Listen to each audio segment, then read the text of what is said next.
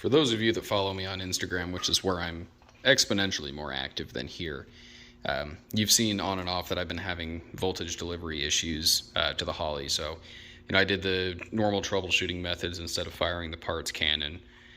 Checked the relay. I got a different relay just in case to keep one on hand along with some extra fuses, but the relay is good. The old relay was functioning. The new relay is also functioning as intended. I tested both of them.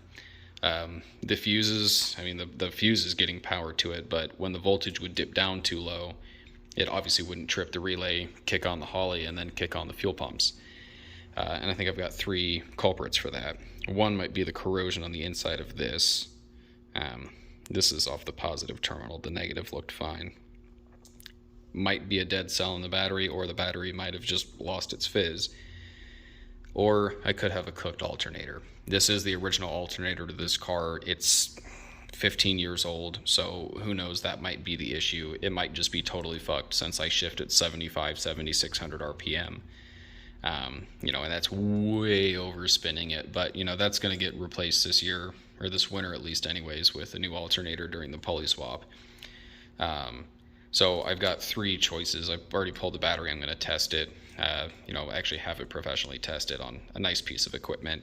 I'm going to clean this off, see what the health of the battery is. If I can warranty it, I'll warranty it. If not, I'll just buy a new one.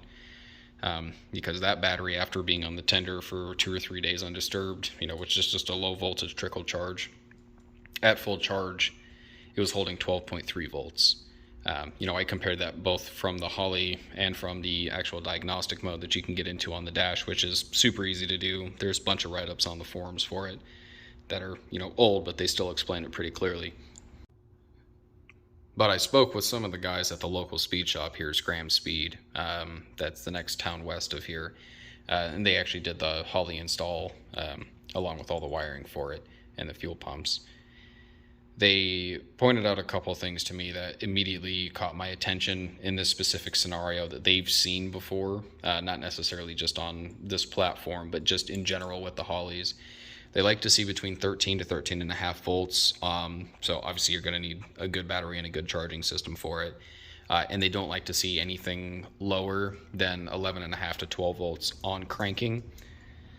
And as you can see in this video that I'm going to stitch into this, that it was dipping very low, well below what the Holley was wanting to see, and usually these also want to see between 120 and 130 RPM on crank.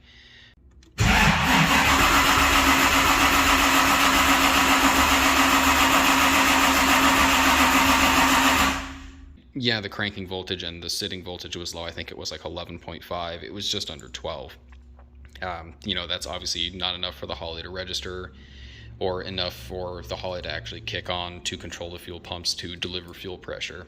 So, it's a compounding issue that eventually just caused the car to kind of fizzle out and stop running. So I've got a couple different culprits to look at, but we'll start with this and the battery first, see if those are the issue whenever I get time. But I also added another small project to the winter list. So while the front bumper is going to be off the car during some pulley swapping going on this winter, I'll be putting these in. These are the new Maverick Man carbon fiber SAP grills.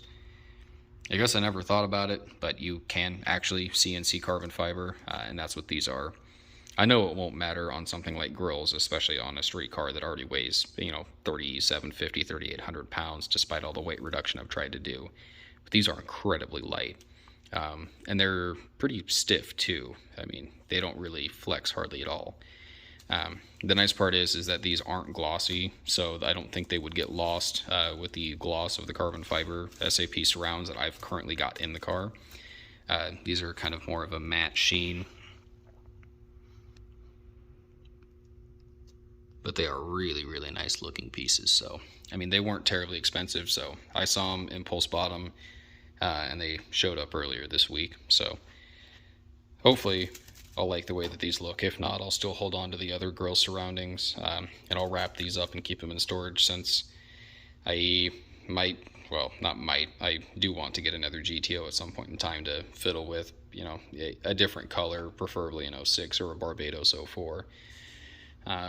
So aside from that, I've got some of the pulleys, but there really hasn't been anything else going on just because I've been working all the time. But I just figured I'd give a word of warning and some advice to some of the guys that are looking to do Holleys in these, that you can't beat the shit out of your alternator. Make sure you've got a good battery. Don't have corroded terminals, which, it's common sense, but I guess it's exacerbated the issue since the Holleys are so sensitive to voltage control. And I've heard the guys from the speed shop talk that they've literally had cars completely die. They change the battery and the Holley comes back to life. So I guess that's just one of the small things that you have to deal with when you're working with aftermarket ECM. So hopefully we'll get this thing moved and get cracking on it this winter.